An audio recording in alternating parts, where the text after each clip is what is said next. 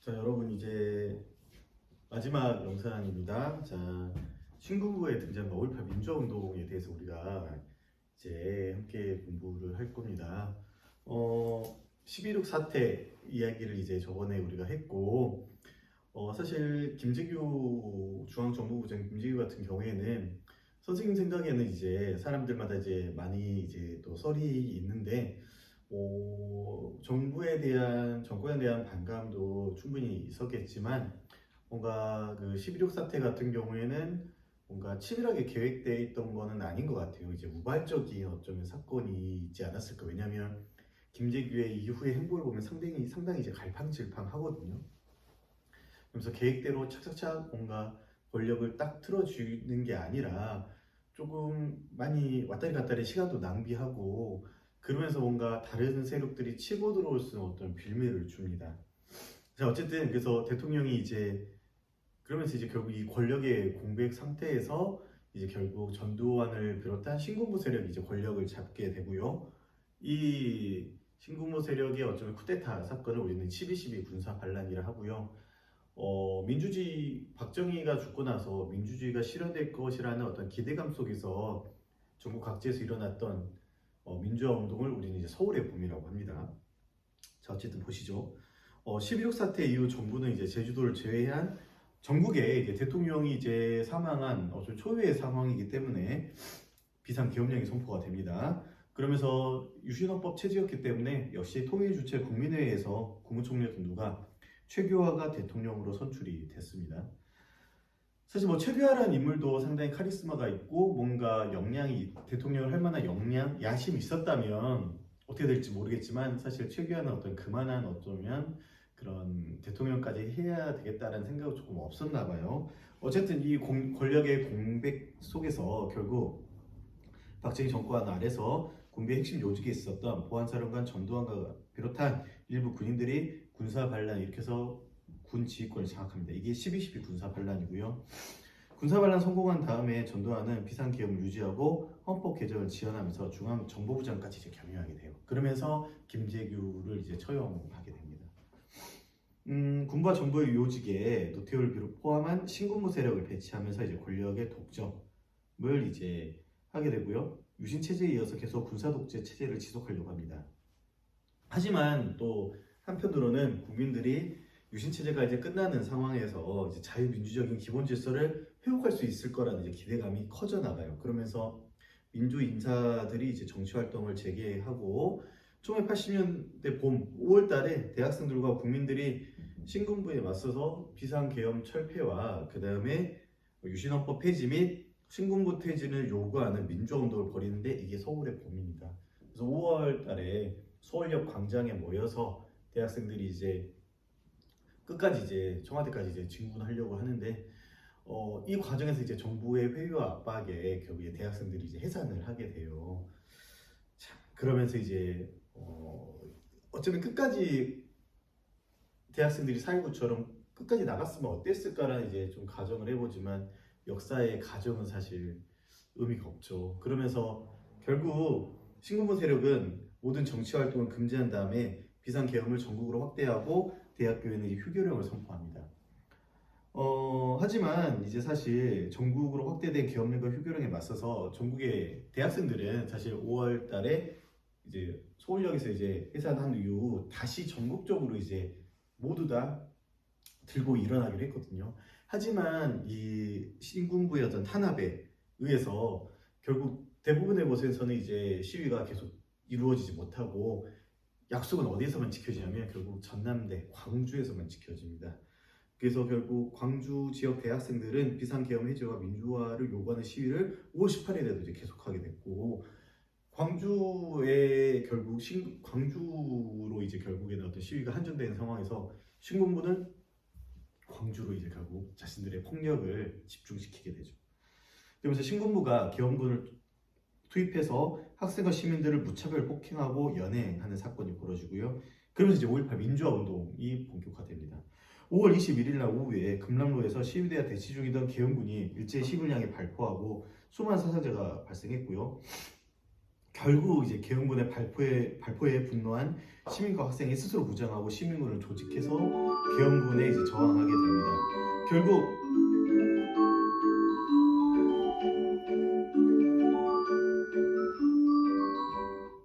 계엄군에 저항하게 되고요.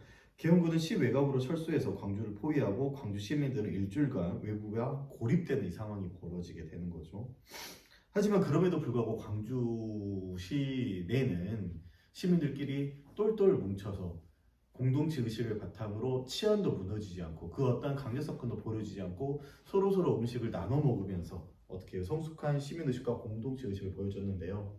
이것도 왜 큰 의미가 있냐면 루소가 말했듯이 우리 사회가 어떤 상태였고 또는 자연 상태가 어떤 상태였고 그 자연 상태를 바탕으로 우리 사회가 어떻게 만들어지는지를 뭔가 보여주는 이러한 예시라고 할까요? 그래서 민주주의의 어쩌면 기원, 민주주의의 어떤 정당성을 보여주는 겁니다. 그래서 루소가 말하길 원래 자연 상태는 상당히 평화롭고 어쩌면 조화로운 공동체였고 사람들이 어떠면 공동체의 선한 의지, 일반 의지라고 불리는 그러니까 우리가 말하는 어쩌면 인권, 평화, 그 다음에 생명 존중 이런 일반 의지를 바탕으로 이제 공동체가 운영이 됐었고 그렇기 때문에 절대자라는 게 필요가 없다.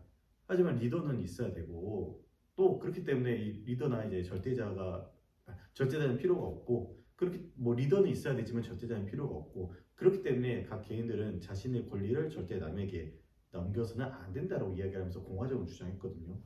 이러한 루소의 논리가 어찌 보면은 현실로 나타나는 어떤 계기라고 볼 수가 있어요. 그래서 독재에 맞서서 저항을 했다는 것도 큰 의미고 그 다음에 이 시민들끼리 조화로운 공동체, 시민 공동체를 만들었다는 것도 하나의 어떤 큰 의의라고 할 수가 있어요.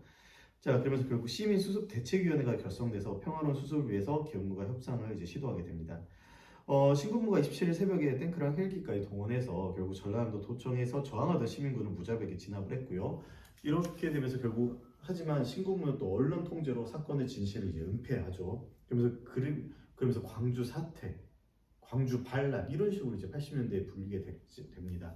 하지만 그 광주에 있었던 일을 누가요? 유레게 힌츠베트라는 독일인 기자가 쌤이 수업 시간에 말했듯이 송강호와 유해진과 뭐 류준열 이런 사람들의 도움을 받아서 밖으로 이제 가지고 나오게 되죠. 이 영상이 이제 어, 대학교에서 이제 상영이 되면서 대학교에서 이제 학생들이 이제 보면서 다 같이 우리가 80년에 일어났으면 광주에서 이런 일이 없었을 텐데 이 광주에서의 어쩌면 광주에 대한 부채의식, 광주의 정신을 계승하자는 어쩌면 민주화 운동이 계속되게 됩니다. 그래서 80년대 내내 민주화 운동이 일어나게 되고요. 그 민주화 운동을 이제 80년대 전두환 정부가 아주 강력하게 이제 탄압을 하게 되는 거죠. 그러면서 이제 조작된 간첩 사건도 많이 일어나게 되고 이러한 어떤 수많은 어쩌면 민주화 투쟁을 탄압하는 어쩌면 사건을 소재로 만든 영화가 이제 변호인이죠. 임시완과 송강호가 나왔던 그때 송강호가 담당했던 인권 변호사가 우리가 알고 있는 노무현입니다. 또 이전 대통령이었던 문재인도 함께 활동했던 인권 변호사고요. 어쨌든 이런 80년대 민주화 운동이 일어나는 어쩌면 기반이 됐었던 게 5.18입니다. 그 다음에 아시아 여러 나라의 민주화 운동에도 큰 영향을 주었고요. 그러면서 결국 80년대 대학가의 어떤 민주화 운동의 어쩌면 뿌리라고 할 수가 있는 이 5.18 비록 실패했지만 나중에 큰 영향을 끼치게 되죠. 그러면서 계속된 민주화 운동의 토대가 되었고 민주화 운동이 어쩌면 밑거름이 되었고 결국 87년 6월에 민주화 항쟁으로 우리가 직선제 개헌이 이루어지는 어쩌면 쾌거 또 민주화의 어쩌면 달성이 이루어지게 됩니다. 최근에 이제 미얀마의 민주화 운동이 일어나잖아요. 군부 쿠데타에 결국 이제 미얀마의 정부가 무너지면서 미얀마에서 이제 군부 독재 탄압에 맞서서 민주화 운동이 일어나는데 그 5.18 민주화 운동 때 불렀던 이물류의 행진곡을 이제 이때 미얀마에서도 이제 불렀다고 해요. 그 다음에 홍콩에서 있었던 홍콩 우산혁명 때도 역시 5.18 때 불렸던 이물류의 행진곡도 불렸다고 합니다. 그래서 아시아 여러 나라의 민주화 운동에 이 5.18이 정말 큰 영향을 끼쳤고 이런 5.18이 어쩌면 그런 망달리 때 심성이랄까요? 5.18을 겪었던 사람들의 어떤 공감 이걸 이제 공감할 수 있도록 문학 작품으로 이제 펴낸 한강의 소년이 온다. 이 책이 최근에 또 이제 노벨 문학상을 받기도 했죠. 그러면서 세계인들의 어떤 세계인들의 이제 공감대를 형성하는 데 어떤 큰 역할을 했습니다. 자, 전두환 정부는 5.18 민주화운동을 폭력으로 진압한 다음에 국가보위 비상대책위원회를 설치해서 권력을 장악했고요. 사회 정의를 명분으로 이제 반대 세력을 억압하고 삼천교육대를 만듭니다. 그러니까 삼천교육대가 조직폭력배들을 이제 갱생시키는 명분으로 사회 정의를 명분으로 만들었지만 사실 정권에 반대하는 반대파들, 그 다음에 민주화운동을 펼쳤던 대학생들까지 잡아서 탄압하는 용도로 이제 쓰이거든요. 그러면서 이제 통일주체 국민회의를 통해서 전두환이 대통령으로 선출이 되고요. 그러면서 이제 유신헌법을 폐지하고 7년 단임의 대통령 간선제로 헌법을 개정합니다. 그러면서 민주정의당 후보로 출마해서 다시 이제 대통령에 선출이 됐고요. 무력을 사용해서 집권했기 때문에 정권의 정당성과 정통성 없다고 했죠. 국민적인 지지를 받지 못한 상황이에요. 그렇기 때문에 유화 정책을 실시합니다. 그래서 교복 자유화, 야간 통행 금지 전면 해제, 그다음에 해외여행 자유화를 이제 정책으로 이제 시행했죠. 6.25 전쟁 이후 전두환 정권 때 이제 폐지되기 전까지 우리는 12시부터 4시까지 이동할 수 없어요. 야간 통행 금지가 있었거든요. 그러니까 국가 전체가 하나의 기숙사라고 생각하면 돼요. 이런 어떤 상황이었다고 생각하면 될 거예요. 그걸 이제 전면 해제시키고 해외여행도 자유화시키고 교육도 자유화시켰습니다. 그 다음에 사실 이제 우리 6.25 때 작전권이 이제 유엔으로 넘어갔잖아요. 유엔과 이제 미국으로 넘어갔는데 사실 5.16 군사 쿠데타도 그렇고 12.12 군사 쿠데타도 그렇고 결국 군대를 움직이려면 어쩌면 미국의 어쩌면 승인 또는 이제 적어도 묵인 이런 게 있어야 되지 않을까라고 이제 사람들이 이제 많이 생각을 했고요. 그렇기 때문에 이제 민주운동을 하면서 반미 감정이 이제 많이 싹트게 됩니다. 그러면서 부산 미군 문화원 방화 사건이 이제 벌어지게 되고요. 그러면서 5.18 민주운동의 진상 규명과 책임자 처벌 요구하는 시위를 이제 억압하면서 결국 국민의 민주화 요구를 전두환 정부는 이제 어떻게 이제 철저하게 탄압합니다. 그런 이런 반미 시위들, 그다음에 5.18 민주화 운동의 진상 규명과 책임자 처벌 요구하는 시위 이런 걸 계속 억압해 왔기 때문에 하지만 이제 그런 억압 속에서 어떻게 해요? 국민들은 이 민주화 요구를 어떻게 계속 어떻게 여기에 물러서지 않고 민주화를 계속 이루기 위해서 노력을 했고요. 결국 이제 정부의 권위주의적 통치 강화에 맞서서 대통령 직선제 개헌에 대한 국민의 요구가 높아지면서 학생들을 중심으로 민주화를 요구하는 시위가 확산돼서 여러분이 잘 알다시피 1987년 6월에 민주화 운동이 이제 일어나 직선제 개헌이 이루어지게 됩니다. 교과서 자료 파악하기는 선생님도 한번 훑어봤을 거예요. 그래서 교과서 자료 파악하기 여러분 한번 잘 보시고요. 선생님은 교과서와 학습지 위주로 시험 문제를 냅니다. 그래서 여러분 평균 60점 목표입니다. 비록 중간고사 때는 42점이었지만 선생님 여러분을 믿습니다. 자, 평균 60점 충분히 나올 수 있을 것이니 열심히 공부하시기 바랍니다. 시험 문제 정말 쉽습니다. 선생님이 보라고 하는 시험 힌트, 팁 꼭 잘 보시기 바랍니다. 이상입니다. 자, 다들 시험 잘 보시기 바랍니다.